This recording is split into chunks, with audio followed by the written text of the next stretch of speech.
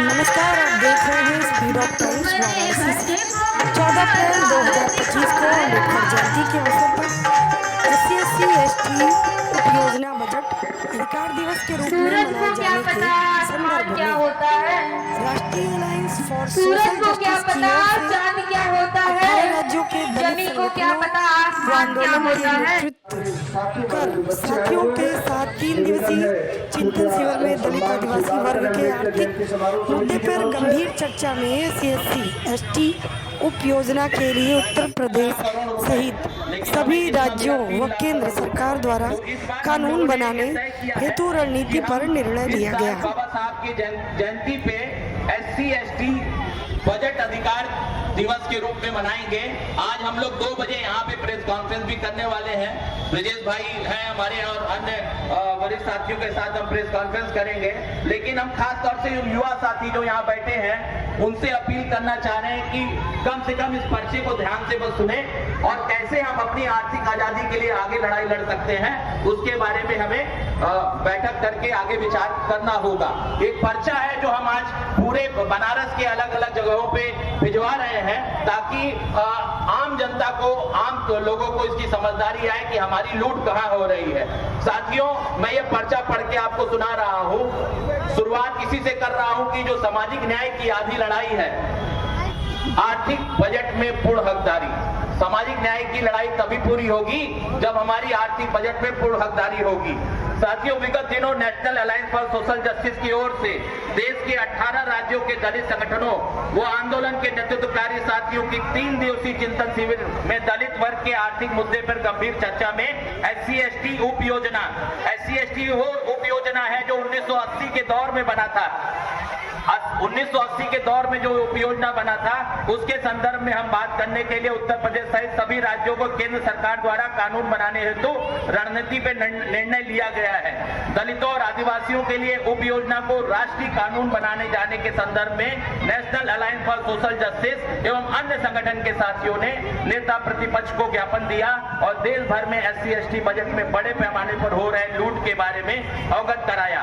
उनसे अपील की गई है कि इस मामले को संसद में उठाएं। हम अन्य विपक्षी दलों को भी अपील कर रहे हैं कि हमारी इस मांग को सुने और सरकार पर इसे लागू करवाने का दबाव बनाएं, क्योंकि यह इस देश के 25% दलित आदिवासी के भविष्य का सवाल है।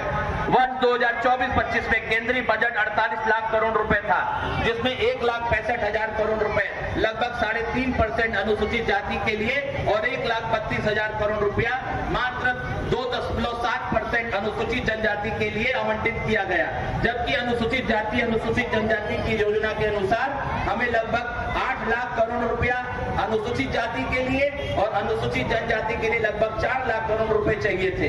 पिछले वर्ष की तरह इस बार भी मतलब 2025-26 के लिए सरकार ने लगभग 51 लाख करोड़ रुपए का देश का बजट बनाया। 51 लाख करोड़ रुपए का देश का बजट बनाया, जिसमें मात्र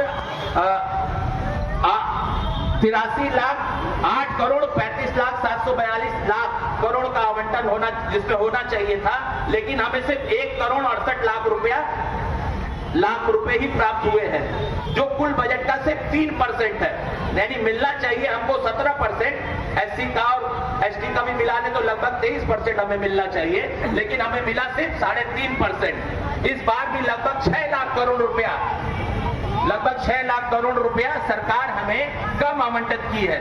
जनसंख्या के अनुसार से बजट आवंटित करने में असफलता दिखाई है और इससे स्पष्ट होता है कि केंद्र सरकार को अनुसूचित जातियों और अनुसूचित जनजातियों के सामाजिक सुरक्षा एवं विकास की चिंता नहीं है। अनुसूचित जातियों और अनुसूचित जनजातियों के कल्याण के लिए योजनाओं के नाम पर सरकार उद्योग जगत को यानी अडानी अंबानी को और ऐसे तमाम जो कारपोरेट जो सड़क चौड़ीकरण के नाम पे अन्य के नाम पे जो बना रहे हैं उनको हमारे बजट का पैसा दिया जा रहा है। इस केंद्रीय बजट में केंद्र सरकार अनुसूचित जाति अनुसूचित जनजाति कल्याण के लिए बनाने जाने वाली योजनाओं के जगह अन्य क्षेत्रों में पैसे आवंटित कर रही है, जैसे दूरसंचार, सेमीकंडक्टर, लार्ज स्केल इंडस्ट्रीज, परिवहन उद्योग, उर्वरक आयात, रासायनिक उत्पादन। जो राशन 5 किलो मिला था ना पूरे देश में, वो तो सभी को मिल रहा है। वो कहते हैं ना 80 करोड़ को मिल रहे हैं, लेकिन वो राशन पहुंचाए में जो पैसा लगा हो ना, वो हमरे तोरे बजट से ही पहुंच, यानी हमरे राशन, हमरे पैसा से हमके राशन और हमरे पैसा से ही पूरा माल देश भर में वो ढो रहे हैं। और एक नया इंटेलिजेंस जो बना है वो भी हमारे पैसे से वो इस तरह से कर रहे हैं, जो कि अनुसूचित जाति उप योजना एवं अनुसूचित जनजाति की योजना का मूल आत्मा के साथ खिलवाड़ है। साथियों, आपको अवगत कराना चाहते हैं कि देश में ये जो बजट है SC/ST सब प्लान है, ये एक योजना है जिसे देश के 5 राज्यों ने इसको कानून बनाया है, इसको कानून बनाया है। और जिसमें पूर्व में तेलंगाना सरकार, इससे पूर्व की जो तेलंगाना सरकार थी, उसने हमारे बजट के पैसे से 20,000 एकड़ से ज्यादा जमीन खरीद के भूमिहीनों को बंटवाया है। 20,000 एकड़ से ज्यादा भूमिहीनों को बंटवाया है। और